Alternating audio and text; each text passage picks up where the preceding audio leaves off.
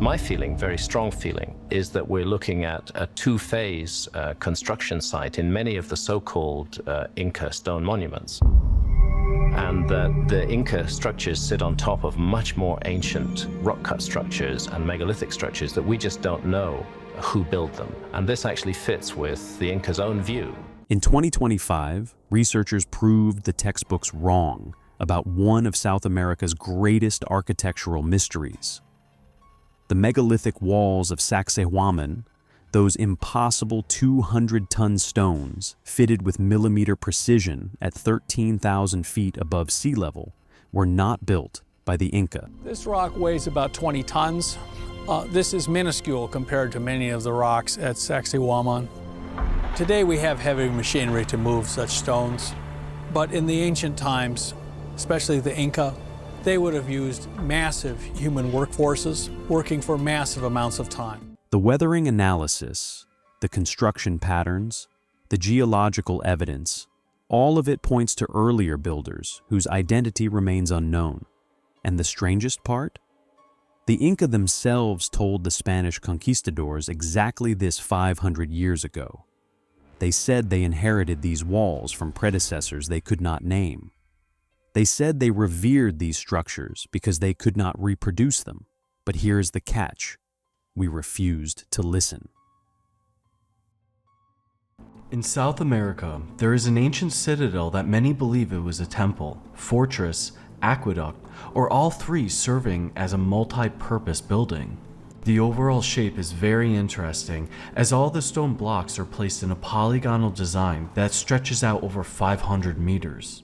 The impossible stones, 200 tons. That is the weight of a single stone at Sacsayhuaman. 30 full-grown elephants, a fully loaded Boeing 757, a mass so enormous that dropping it from 10 feet would crater the earth beneath it. And somehow, in thin mountain air where oxygen levels plunge 40% below sea level, ancient builders moved dozens of these stones across rivers, up mountain slopes, through terrain that would break a modern expedition, and fitted them together with such impossible precision that 5 centuries later, you still cannot slide a sheet of paper between them. Not a knife blade, not a human hair, nothing. Modern stonemasons have admitted something disturbing. Even with computer modeling to calculate the 3-dimensional curves where stones meet. Even with diamond-tipped power tools that slice through granite like butter. Even with hydraulic cranes rated for 1,000 tons. They could not replicate what they see at Sacsayhuaman. The joints between these massive stones are not flat surfaces meeting flat surfaces. They are complex, curved, 3-dimensional interfaces where stones weighing as much as commercial aircraft nestle against each other with tolerances measured in fractions of millimeters. Creating matching curves on adjacent multi-ton stones requires either precision beyond anything we can explain, or some technique for shaping stone that we do not understand at all. The conventional story tells us the Inca accomplished this using bronze tools softer than the limestone they were cutting, without wheels, without draft animals capable of pulling such weights, without any construction records explaining their methods. For 5 centuries, we accepted this explanation because we had no other answer. But the 2025 analysis revealed something the textbooks never mentioned. Throughout time, there has been witness to a god named Viracocha that visited the South American people and blessed them and gave them all types of technology. And some of his physical characteristics make him stand out from the indigenous population because he was a very tall, pale-skinned, white-haired being. The fortress above the clouds. Sacsayhuaman sits on a hill overlooking Cusco, the ancient heart of the Inca Empire. 3 massive zigzag walls stretch nearly 1,000 feet long each, built in parallel tiers that rise from the valley floor, like the serrated teeth of some sleeping giant. Walk along these walls, and you feel their presence pressing against you. Stones taller than houses. Blocks wider than city buses. Each one unique in shape, yet fitting its neighbors with the intimacy of puzzle pieces designed by some supernatural intelligence. When Spanish Secretary Pedro Sancho first laid eyes on these walls in 1534, fresh from conquering one of the greatest empires the Americas had ever seen, he wrote that it was a construction that appears impossible to describe, built of stones so large that no one who sees them can believe they were placed there by human hands. Garcilaso de la Vega, himself of Inca royal descent, a man who grew up hearing stories of his ancestors' achievements from his own mother's lips, put it even more bluntly. Those who have not seen it cannot imagine it. Those who have seen it cannot believe their eyes. Upon their arrival, the Spanish were struck by the immensity of this fortress and the scale of its massive stones. So large, it seemed impossible that human hands could have set them in place. These are not the words of mystified tourists. These are testimonies from men who had seen the great cathedrals of Europe, the fortifications of the Mediterranean, the engineering marvels of the Renaissance. Men who had crossed oceans and conquered kingdoms, and yet nothing in their experience had prepared them for the Peruvian highlands. The stones of Sacsayhuaman are not simple rectangular blocks stacked in horizontal courses like conventional masonry. They are irregularly shaped polygons, some with 10 or 12 angles each, precisely carved to interlock with adjacent stones in complex three-dimensional arrangements. Each stone fits its neighbors like a piece in a jigsaw puzzle, extending through 3 dimensions with curves and angles that defy simple geometry. One miscalculation in carving any single stone would ruin the entire fit, requiring either starting over with a new 100-ton block or accepting visible gaps that compromise the structure. Yet Sacsayhuaman shows no visible gaps, no obvious mistakes, no abandoned failures. The largest stone stands roughly 28 feet high, 16 feet wide, and 14 feet thick. The height of a 3-story building, wider than most bedrooms, thicker than the length of a car. Moving such a stone would challenge modern heavy equipment. One of the most impressive features of the site, and the reason why it is ranked as one of our favorites, is the inexplicably baffling stonework that makes up the fortress's maze of outer walls. The 2 builders, Dr. Elena Vasquez, lead geologist on the 2025 Universidad Nacional de San Antonio, Abad del Cusco research team, spent 3 years scanning Sacsayhuaman's walls with instruments capable of measuring surface dissolution to the micron. What she found kept her awake for weeks. Limestone erodes at measurable rates.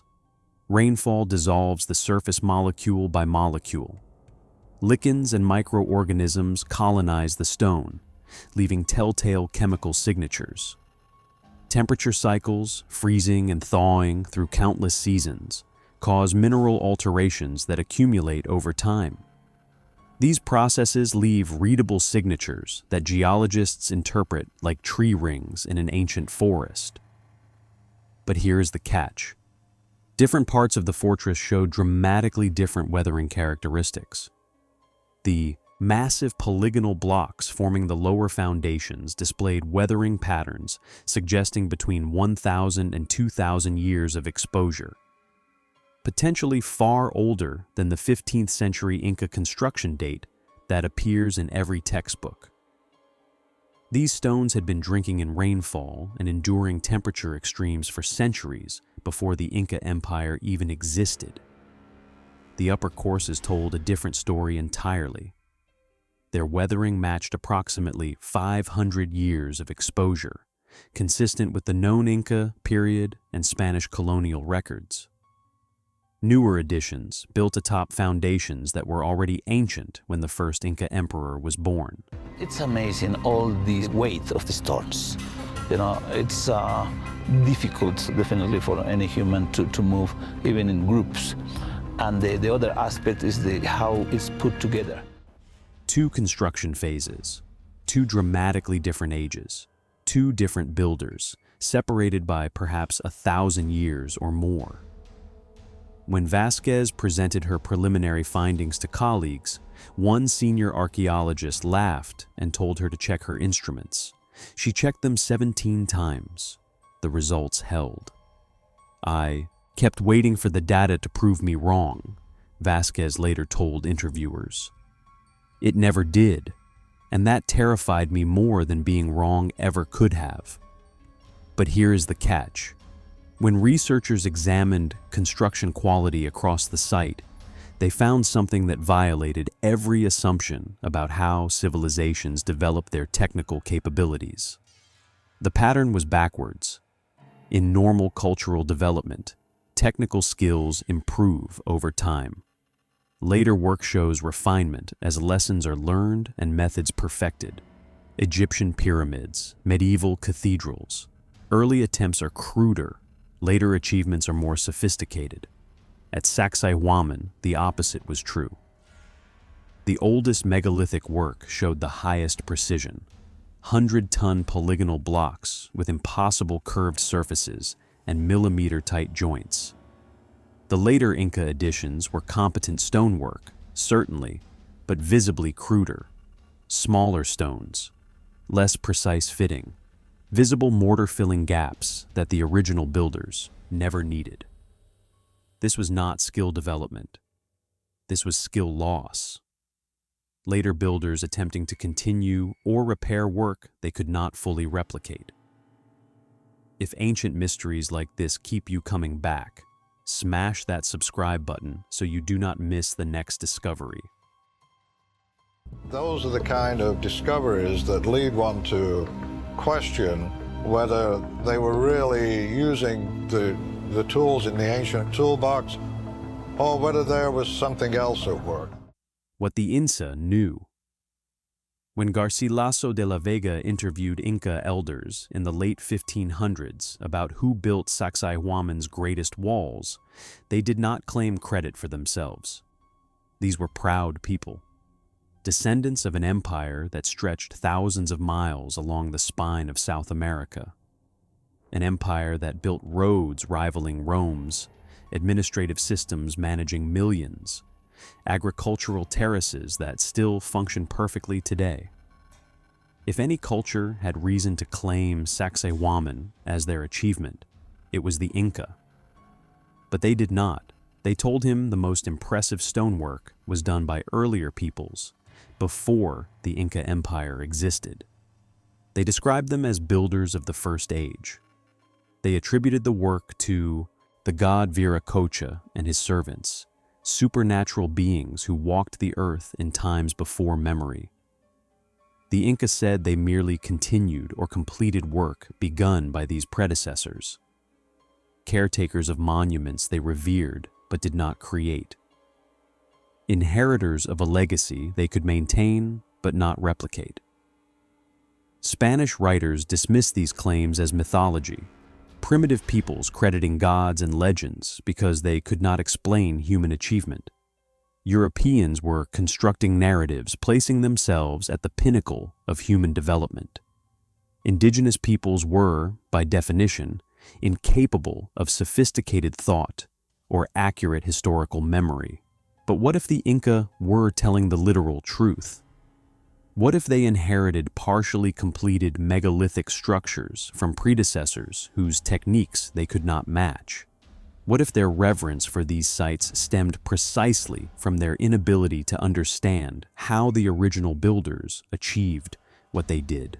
The 2025 comparative analysis set out to test this hypothesis. Researchers examined other Peruvian megalithic sites, looking for patterns revealing whether Sacsayhuaman was unique.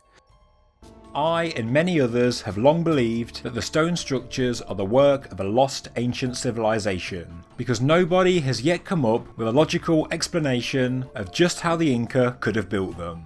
The pattern, across Peru, at Ollantaytambo, 60 miles from Cusco in the Sacred Valley, 6 massive monoliths weighing 50 tons each form the Temple of the Sun.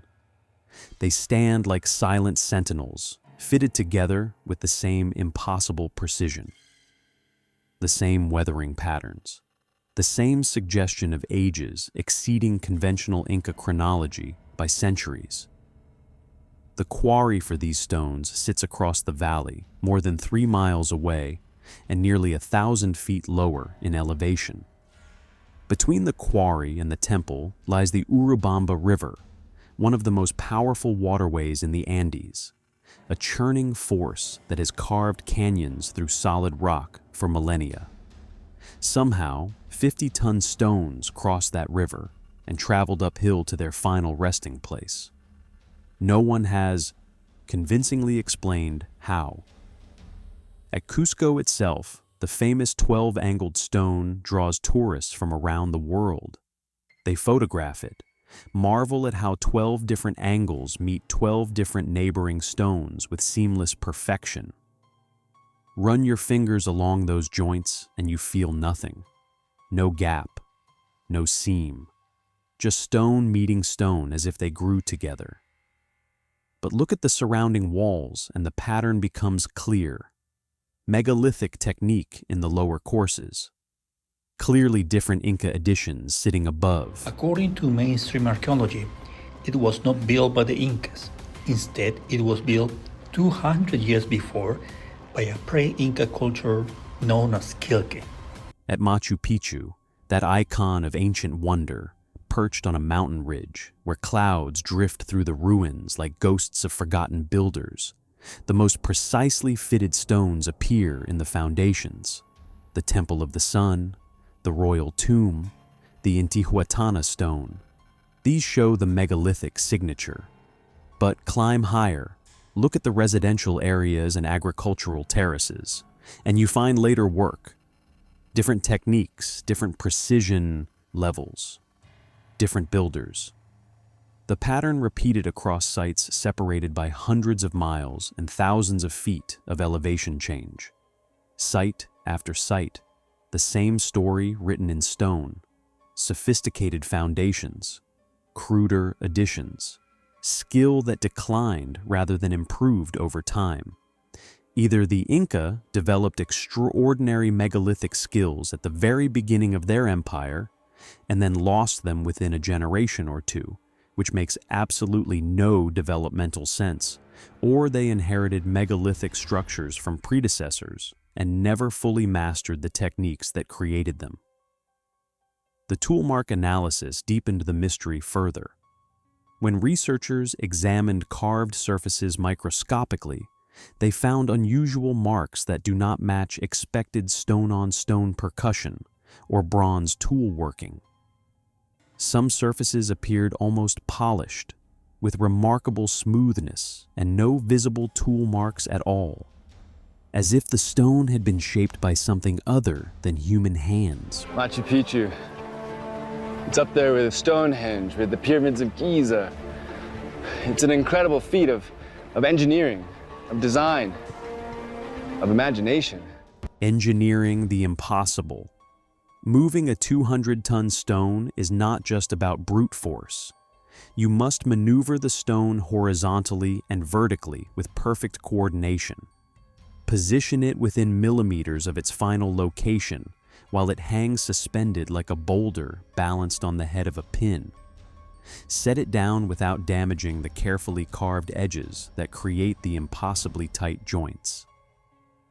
Any uncontrolled shift, even by a fraction of an inch, would damage the stone and surrounding work, potentially ruining years of labor. Modern construction uses hydraulic jacks, cranes with fine positioning adjustments, engineered foundations rated for extraordinary weight. Even with all this technology, moving 200-ton stones remains a major undertaking requiring months of planning. The conventional ancient method proposes earthen ramps and wooden levers. At Sacsayhuaman's scale, these ramps would need to contain more earth and rock than the walls themselves. But here is the catch. Peru sits in one of the most seismically volatile regions on Earth, the Pacific Ring of Fire. Countless earthquakes have struck this region over the centuries, some powerful enough to level cities. Colonial Cusco has been rebuilt multiple times after devastating quakes. Churches have crumbled. Modern buildings have collapsed. Yet Sacsayhuaman's megalithic walls have survived without catastrophic failure. The polygonal interlocking construction creates flexibility that modern engineers now recognize as sophisticated earthquake-resistant design. During seismic shaking, the stones shift slightly relative to each other without catastrophic failure.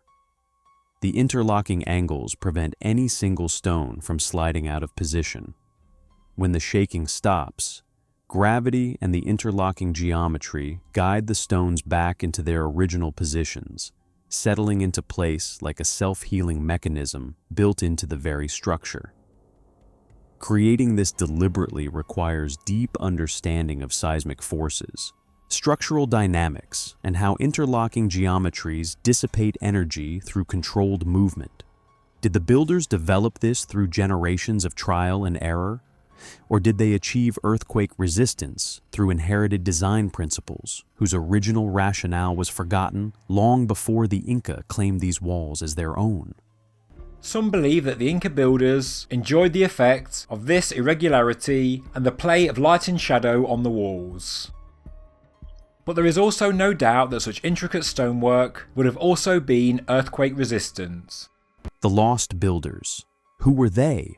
This question haunted Dr. Vasquez and her team through months of analysis. They had proven something extraordinary existed before the Inca.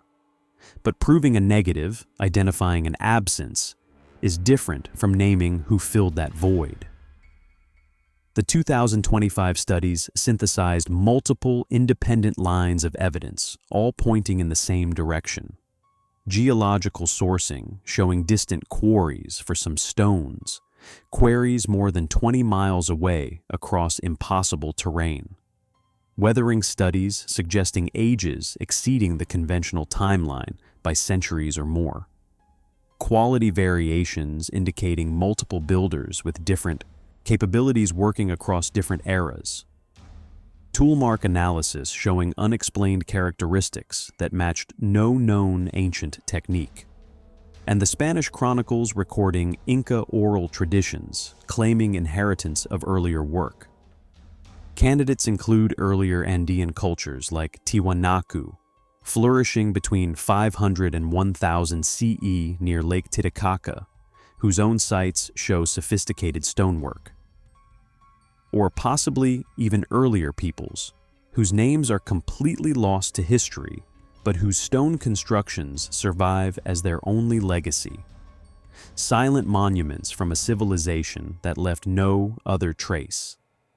The conventional resistance centers on radiocarbon dating, which consistently shows Inca period activity at these sites. But radiocarbon dating measures organic material associated with construction activity, not the stone construction itself.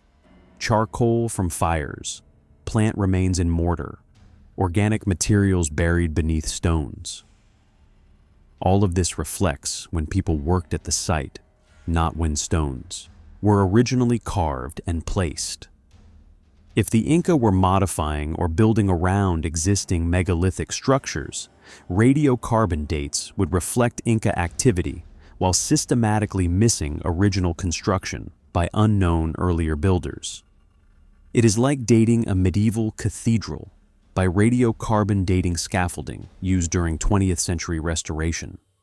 You would get recent dates that tell you nothing about when the original stones were laid. "We have been dating the wrong thing for 100 years, Vasquez said. Not wrong in technique, wrong in assumption. We assumed the Inca built everything we found them using. They told us otherwise. We just did not believe them. The softest stone used in these structures is limestone, which, as the author states, is applied for the foundations of the Sacsayhuaman fortress, but not for the impressive facades which are made of andesite, an igneous rock quarried 35 kilometers away.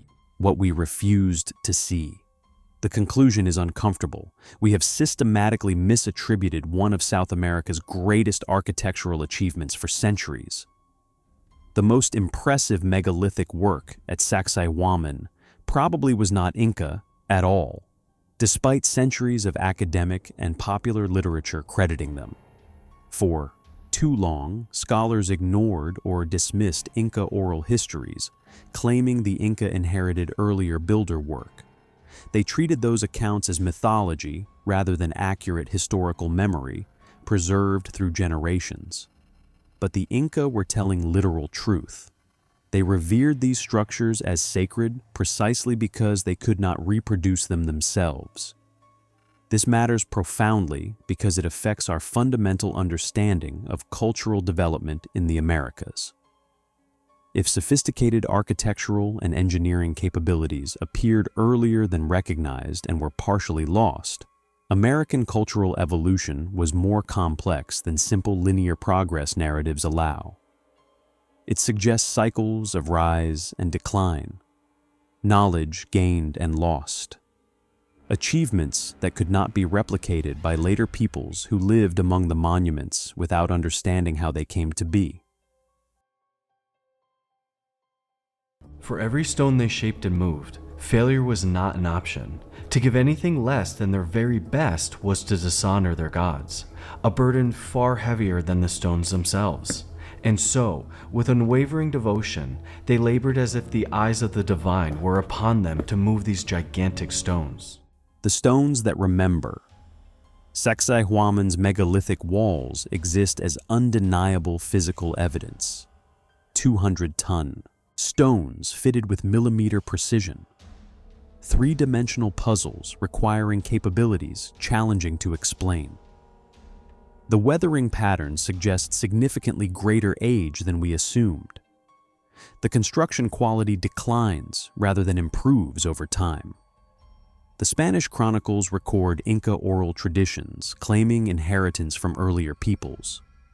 The tool capabilities appear insufficient for the precision achieved. The evidence from 2025 points toward earlier builders whose specific identity remains unknown, whose construction techniques we cannot replicate with certainty, and whose achievements we have systematically credited to the wrong culture for 5 centuries. The mystery is not just how Sacsayhuaman was built, it is who actually built the megalithic portions, when they really built them, and why we resisted acknowledging the evidence for so long. The Inca told the Spanish conquistadors exactly what happened. They inherited these walls from predecessors. They revered them as sacred. They could not fully reproduce them themselves. We dismissed their words as mythology. Perhaps it is time to start listening. The stones remember what we have forgotten. They stand in the thin mountain air, fitted together in impossible perfection, waiting for us to finally ask the right questions.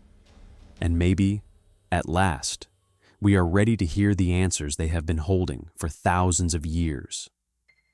If this changed how you see ancient history, hit that like button and subscribe for more deep dives into lost civilizations. Click the video on your screen now to see what else the textbooks got wrong.